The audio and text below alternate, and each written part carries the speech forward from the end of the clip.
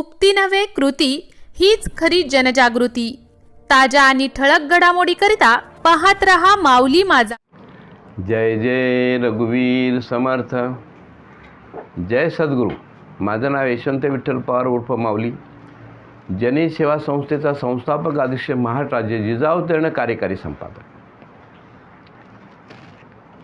माऊली माझा चॅनलचा संस्थापक, माऊली माझा यूट्यूब चॅनलचा संस्थापक। आपणापुढे शेकडोनी व्हिडिओ सादर केलेत, सादर करत राहणार आणि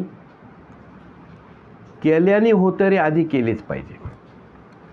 याचं कारण काय आहे? कारण आज देशामध्ये अधिकाऱ्यांनी हैदोस घातलाय, 20% अधिक हैदोस घातलाय, काही कोण कुणाचा मानत नाही। तशीच एक मी आपल्यापुढे कंपनीच्या कामगारांच्या कर्मचारी राज्य विमा निगम, श्रम व रोजगार मंत्रालय, भारत सरकारच्या उपक्रमांबाबत आपल्यापुढं सादर करतो। यांचं ऑफिस प्रत्येक तालुक्याला आहे। हे ऑफिस पनवेल इथं आहे। यांची विमा कंपनीतनं कट केला जातो आणि मग त्याच्या मुलांना, आईवडिलांना त्याचं बेनिफिट मिळतं। परंतु समजा एखादी 10 लाखाचा खर्च झाला असेल दवाखान्यामध्ये, 5 लाखाचा खर्च झाला असेल, पण ह्या विमा योजनेमध्ये कर्मचारी राज्य विमा निगमामध्ये कशी फसवणूक केली हे आपल्या निदर्शनास आणून देतो। कारण एकाची 6.5 लाख रुपयाची फाईल होती। पूर्णपणे एक महिनाभर ह्यो कागदान तो कागदान आणलं, दिलं त्यांनी। दिल्यावरती फक्त त्या माणसाला 2,30,000 रुपये खात्यामध्ये। मग त्याच्यावरती RTI दाखल केला का बुवा याचा GR काय, हे पैसे का असे कमी मिळतात, कसं काय, हे पत्रव्यवहार वगैरे अधिकारी करत नाही। हे काय करायला पाहिजे, कसं काय, त्याच्यानं तक्रारी दाखल केली, RTI 4 दाखल केले, विविध त्यांच्याकडे मागितलं। तर सांगण्याचं तात्पर्य असं का हे तुमच्या पत्राला विचारत नाही, माहिती अधिकाराला पण विचारत नाही, असा मोठा भयानक भ्रष्टाचार ह्या राज्यामध्ये फोफावला आहे। आणि त्याच्यामध्ये आता अनेक असे दुःखी असतील बिचारे, काय करणार? हे पैसे पुढे जातात, काय जातात, याला तुम्हाला किती पैसे देताना येतात काय वगैरे, याच्यासाठी मी RTI 4 दाखल केले, तक्रार दाखल केली, अहवाल मागितला, परंतु काहीही देण्यात आलेलं नाही।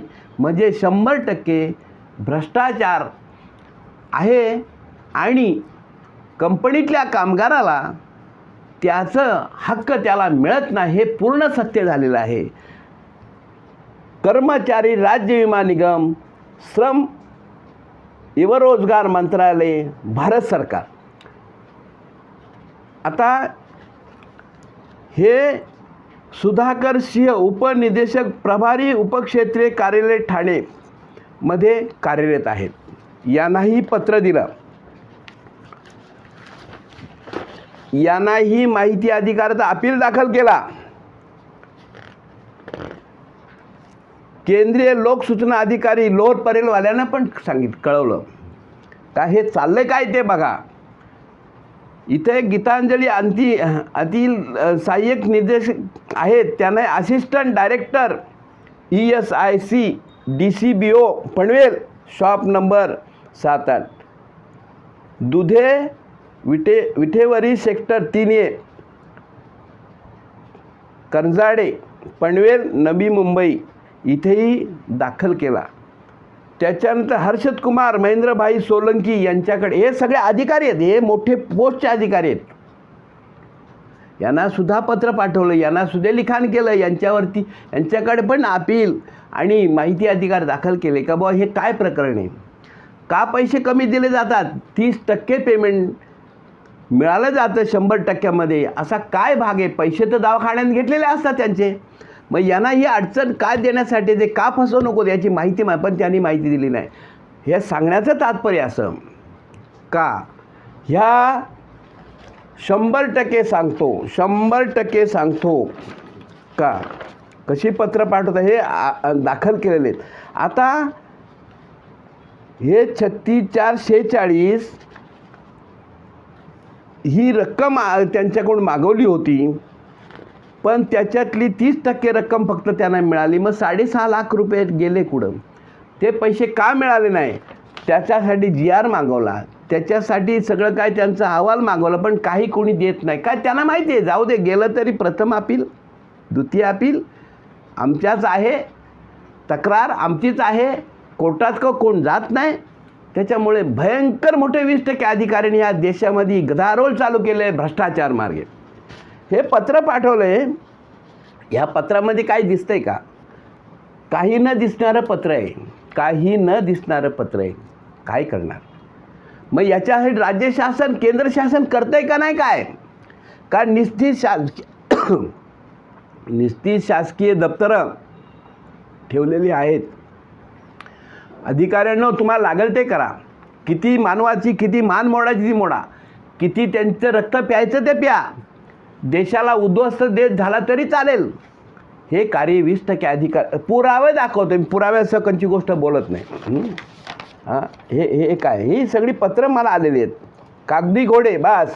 आणि ही पत्रं आली आहेत, सगळी पत्रं बेकायदेशीर आहेत. पत्र बेकायदेशीर, सगळं पाठवलं त्याला, सगळं कायद्याने पाठवलं, तरी पण बेकायदेशीर पत्रं आहेत. 8 जग खाली माहिती देता नाही, जग खाली माहिती देत नाही. काय भाग ह्या? तर सांगण्यासारखं मला स्पष्ट सांगतो की मी का कंपनीमधल्या कामगारांची फसवणूक होत आहे पैसे देण्यामध्ये. हे 100% सत्य आहे. हे 100% हे पत्र दिलं त्यांना, मला अहवाल पाठवून द्या, का असं होते, तक्रार. त्याच्यानंतर हे RTA आहेत, त्याच्यानंतर हे पैसे सगळे कागद जमा केलेले सगळे, त्यांचं एक हे लिस्ट, याच्यावरती बरंच काय बोलता येतं, बरंच काय करता येतं. त्याच्यानंतर ही अशी न दिसणारी पत्र. त्याच्यानंतर सांगण्यात तात्पर्य असं का हे सगळं चाललं आहे, हे काय चाललं आहे, कशासाठी चाललं आहे, देश अधोगतीला कसा चालवला अधिकाऱ्यांनी. म्हणून मला असं म्हणायचं का हे सगळं चूक आहे आणि ह्या चुकीमुळे देशाची हानी आहे. हे 100% सत्य आहे. आणि मग सत्य पूर्णपणे उघडकीस यावं म्हणून माझ्यासारखा सामाजिक कार्यकर्ता हा आपल्यापुढे पुराव्यासह बोलत असतो आणि पुराव्यांनी कार्य करून घेत असतो. याचं कारण एकच का कर्मचारी राज्य विमा निगम श्रम एवढा भारत सरकारचा मंत्रालय, भारत सरकारची योजना आहे.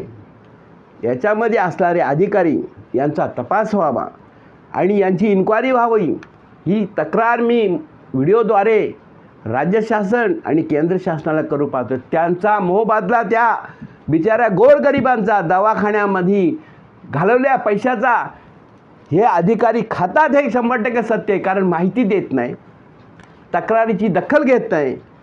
लागेल ते तुम्ही करा, आम्हाला कोण विचारित नाही. देश चालेल कसा? नाही, जर तुम्ही घटना बुडवली, तुम्ही तुमचे कायदे बुडवले, आमकरोशी चालले वागायला लागले, देशाची हानी आहे. देशाची हानी आहे. करिता कर्मचारी राज्य विमा निगम श्रम स्वयंरोजगार योजना भारत सरकार पुष्कळच दिसते. काय करणार? हे उपक्रमामध्ये याच्यामध्ये अधिकारी आहेत,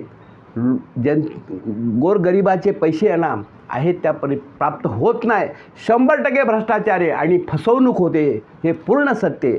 कारण मला माझ्या लिखाणामध्ये आणि माहिती अधिकारामध्ये माहिती पडलेली आहे.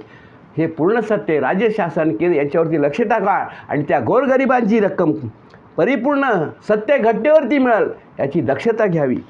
एवढंच बोलून माझे 2 शब्द संपवतो.